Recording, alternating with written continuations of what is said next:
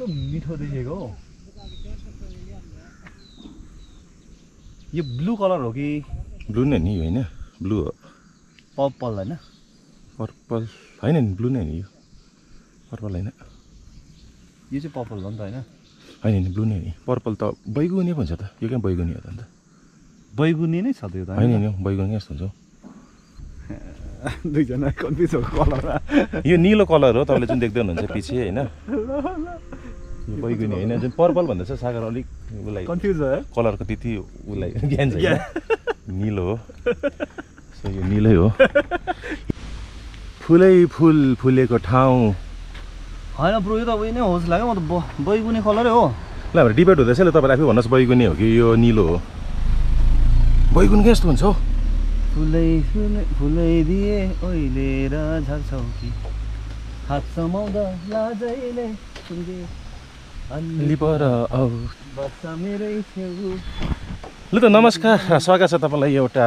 भिडियोमा अहिले चाहिँ हामी छौँ नर्थ सिक्किमको मङ्गन जिल्लाको कुन गाउँ रिङखिम रिङगिम रिङगिम कि रिङखिम हो रिङगिम म पनि कन्फ्युज भयो मैले रिङखिम भन्दैछु रिङगिम खै रिङगिम रिङगिम गाउँमा माफ गर्नु होला गल्ती भयो नि रिङगिम गाउँमा छौँ मङ्गन बजारदेखि अलिक माथि छ र हामी यहाँ चाहिँ एउटा काम ल्याएको थियौँ 2 दिन भयो आएको अस्ति दिन आएको आजसँग थर्ड डे भयो त है आज तेस्रो दिन कहाँ हो अस्ति आएको हामी थर्ड डे हो आज तेस्रो दिन हो तर हामीले केही भिडियो बनाएको थिएनौँ अनि माथि चाहिँ एउटा गुम्बा रहेछ एउटा पुरानो गुम्बा 1800 कति 53मा बनिएको गुम्बा त्यहाँ हामी जाँदैछौँ र यता सागर छ उता हिजै कुद्दै त्यहाँ गयो घुम्यो उता यस्तो कुराहरू मजाले एक्सप्लोर गर्छ र हामी म चाहिँ आज जाँदैछु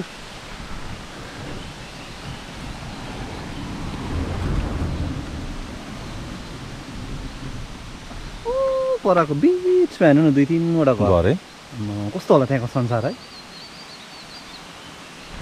र यो गाउँमा चाहिँ अधिकांश यहाँ चाहिँ लेप्चा समुदाय बसोबासो गर्दो रहेछ अनि त्यो सँगसँगै उहाँहरू लेप्चा भाषामा नै एकअर्कासँग बोल्ने अनि अस्ति एउटा सानो हाम्रो एउटा कार्यक्रम जस्तो थियो भनौँ न गाउँको प्रायः सबैजना आउनुभएको थियो यति रमाइलो भयो अनि धेरै कुराहरू बुझियो यस गाउँको बारेमा र आज हामी जाँदैछौँ त्यही त कुरा गर्दै दिनले पनि साथ दिएछ चाहिँ हामीलाई त्यसरी मजाले घाम लागिरहेको छ हिजोसम्म चाहिँ एकदमै घाम लागिरहेको थियो भने ए पानी पऱ्यो त्यहाँ घामले साथ दिइरहेको छ अनि हामीले यसको कुरा गर्दै थियौँ कस्तो यस्तो कलरले पनि कति साह्रो उयो गर्छ अट्र्याक्ट गर्छ भन्ने कुरा प्लान्टहरू रोपेको छ बाटोभरि यस्तो प्लान्टेसन पाउनुहुन्छ तपाईँले यहाँ अनि बाहिरको कलरले गर्दाखेरि अझै क्या मजाको देख्दो रहेछ क्या ग्रिन कलर भाइब्रेन्ट कलर हुन्छ नि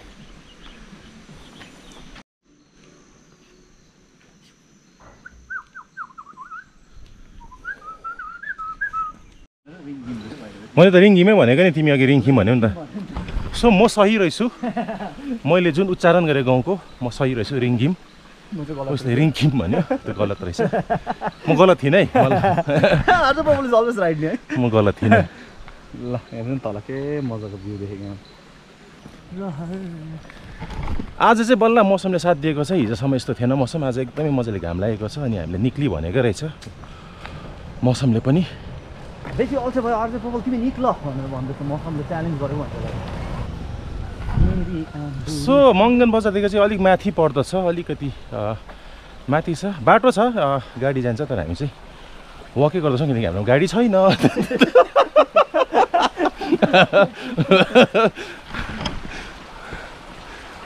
तर हाम्रो खुट्टा छ प्र्याक्टिकल कुरा है किन भनेर नि हामी वक गर्नु मनपर्छ नि गाडी छैन नि त हिँड्नु परेको नि सिधै कुरा नि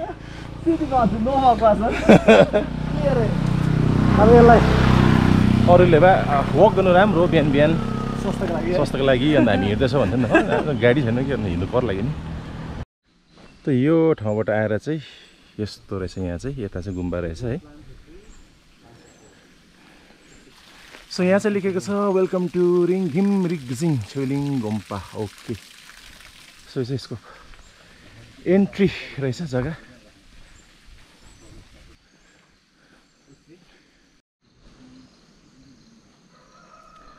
यहाँ चाहिँ गेट रहेछ है एन्ट्री परिसर यसो भित्र पस्दैछ हामी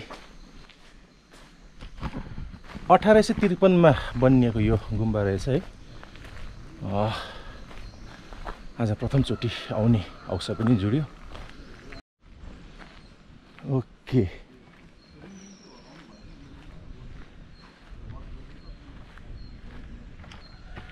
सो यस्तो छ यहाँको गुम्बा, यस्तो देखिँदो रहेछ यहाँबाट।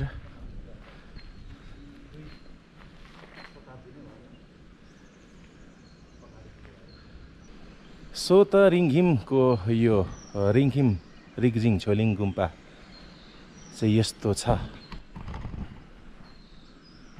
1853 बनेको रहेछ भने 2016 मा चाहिँ यसको रिकन्स्ट्रक्सन भएको थिएछ। 1853 आम्मा हो।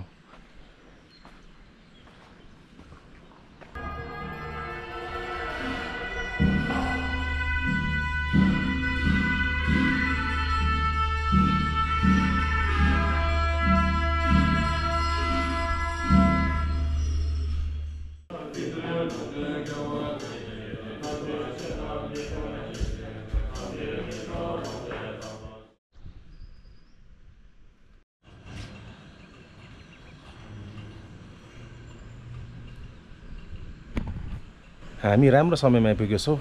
भित्र पूजा पनि हुँदै थियो है। हामी भित्र पस्दाखेरि दर्शन गर्दाखेरि चाहिँ एकदम पूजा पनि भइरहेको थियो र मिठो भाइब हामीले पायौँ यहाँ।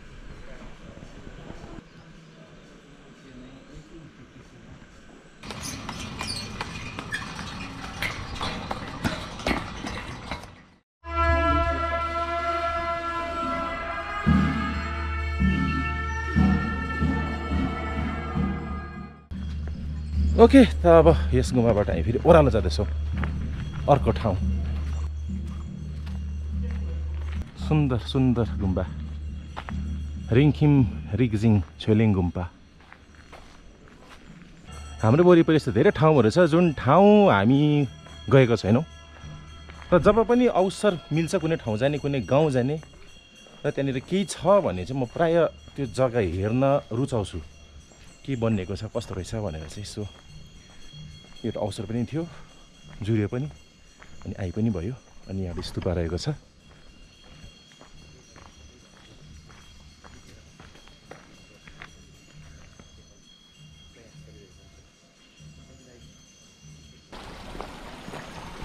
ल अब हामी यहाँबाट जाँदैछौँ हेलिप्याड अर्को स्थान अर्को स्थल।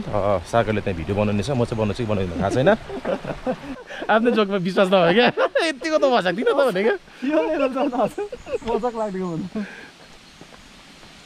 डस्टबिन यो एउटा दामी कुरो हो है सागर, गाउँमा पनि दामी। मलाई फेरि यस्तो लाग्यो क्या, डस्टबिन मात्र छैन क्या, डस्टबिनमा मान्छेले लिटरली हालि पनि राख्छ। मतलब डस्टबिनसँगै डिसिप्लिन पनि छ क्या, दामी कुरा हो क्या।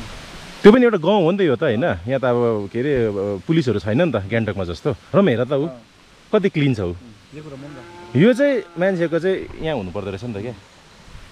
सो यो गाउँ गाउँमा पनि यो कुराहरू चाहिँ अप्लाई गरौँ होला भन्ने एउटा सानो सन्देश म दिन चाहेँ यहाँहरूलाई। मैले भनेपछि उसले पनि खिच्दैछ हेर्नु न अब।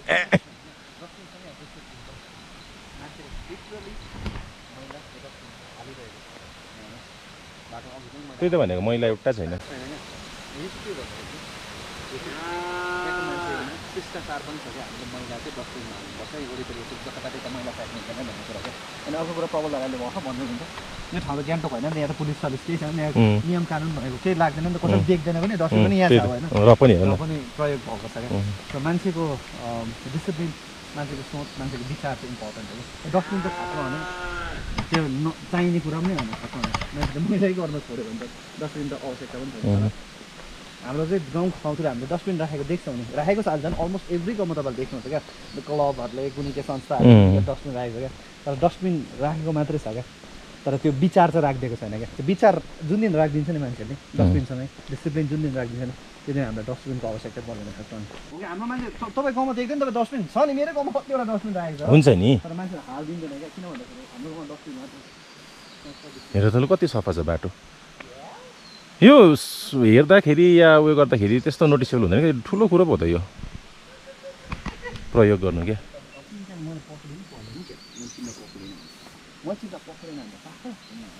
हुन्छ त यो सुन्दर ठाउँबाट है म बिदा लिइरहेको छु। अब हामी ओह्रालो जाँदैछौँ अर्को ठाउँ।